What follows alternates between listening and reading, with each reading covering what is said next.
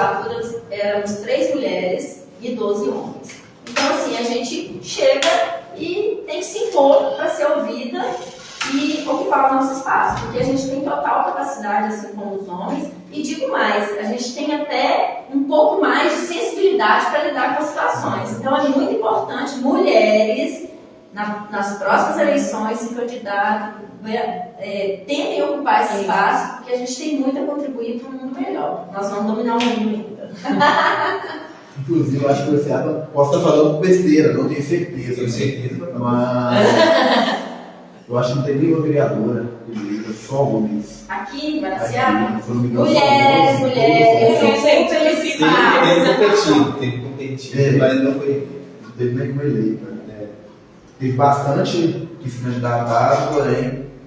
Guaraciaba, vamos dar uma oportunidade aí.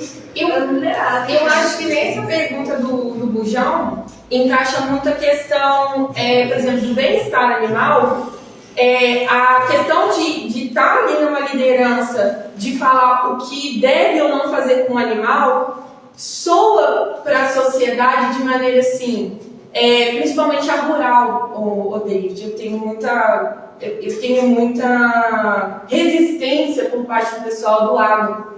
Porque às vezes a gente quer passar noções de bem-estar animal, mas ele fala, minha filha, eu fiz isso a vida inteira.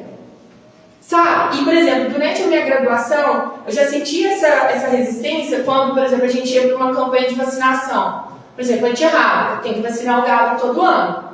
Então a gente ia lá e às vezes era tipo assim, um gado de corte, supomos. E são Nelores. Os Nelores, eles são bichos mais quentes, são bichos que eles são mais calorosos ali, eles não são receptivos igual uma holandesa, uma Gi, que são vacas leiteiras. E aí os caras falam, não, senta ali, mocinha, vai descansar. E isso tira muita posição da gente, porque na verdade eu não estou fazendo a minha função aqui para sentar ali no brete e ficar assistindo os outros. Eu estou fazendo para exercer uma profissão que vai servir. E por que você não acredita em mim? Porque eu sou mulher? Então eu escolhi ser uma mulher num cargo de liderança. Deixa eu assumir para você, para te mostrar o quão semelhantes somos. Porque eu acho que a gente não pode querer competir. A gente tem que lembrar que a gente é equivalente. Somos seres humanos. Então no bem-estar animal eu sofro bastante com essa questão da resistência do homem do campo. No urbano eu acho que já melhorou um bocadinho. Mas no campo ainda tem essa tradição que deve ser controlada aí através de novos espaços que as mulheres têm que assumir sim. E é muito importante também a gente ressaltar aqui a diferença, né, de proteção animal e bem-estar animal. Às vezes a gente se pega um pouquinho nisso aí, porque eu sou protetora e ajudo o bem-estar, né? E tenho me tornado protetora, aos poucos. Porque o que acontece? Assim, eu sei que a entrevista é de vocês, viu? Não. O assunto é extenso. A proteção, galera, tem uma visão assim, muito particular de um padrão assim, tão elevado à vida daquele animal, seja o que for, pode ser de produção, pode não ser de produção, que não fala sobre o mínimo. E o bem-estar fala sobre o mínimo. Então, por exemplo, o que é o mínimo? Uma comida, uma água, um local. E a proteção fala, só esse tipo de comida que você fornece, com esse tipo de água que você está colocando, com esse local, você viveria? Eles confrontam a gente e fazem a gente querer levar alguns padrões. Mas, tipo assim, a gente vai pensando isso junto daqui a pouco. Bacana. Então, a pergunta para fazer eu queria fazer essa pergunta. Qual a ligação da política com o bem-estar animal? Bom, a gente vive no espaço político. E para a gente querer evoluir e construir algo maior, a gente depende da política pública.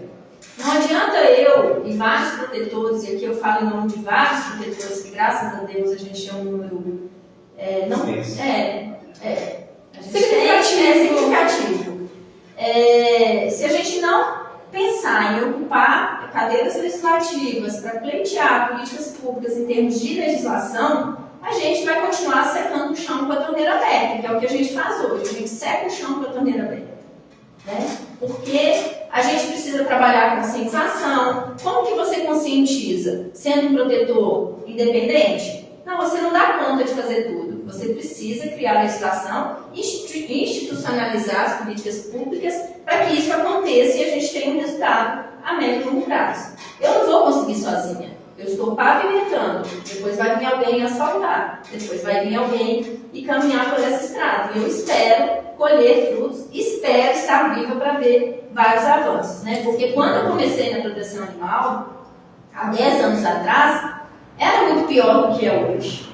Hoje nós temos em Viçosa uma cadeira legislativa que fala praticamente toda semana sobre isso. Não é o único trabalho que eu faço, né? Não é minha única função falar de animais ou pleitear somente as políticas públicas. A gente está envolvido com todos os problemas da cidade.